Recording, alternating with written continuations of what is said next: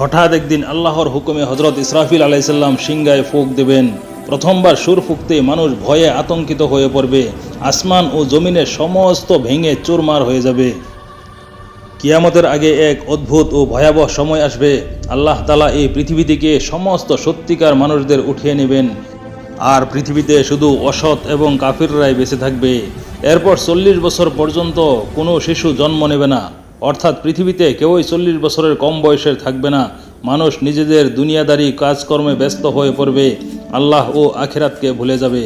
তারপর হঠাৎ একদিন আল্লাহর হুকুমে হজরত ইসরাফিল আলাইসাল্লাম সিংহায় ফুঁক দেবেন। প্রথমবার সুর ফুঁকতেই মানুষ ভয়ে আতঙ্কিত হয়ে পড়বে। আসমান ও জমিনের সমস্ত কিছু ভেঙে চুরমার হয়ে যাবে। সেই শব্দ এত ভয়ানক হবে যে সবাই অজ্ঞান হয়ে যাবে এবং পরে মারা যাবে।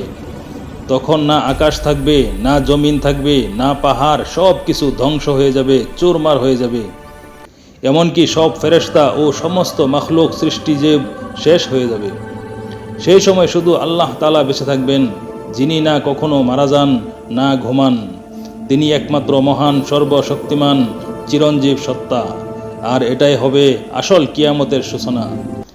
মনে রাখুন, কিয়ামত অবশ্যই একদিন আসবে, কিন্তু কে জানে তার আগেই হয়তো আমাদের জীবন শেষ হয়ে যাবে। আজ তওবার দরজা খোলা আছে, আজই তওবা করুন।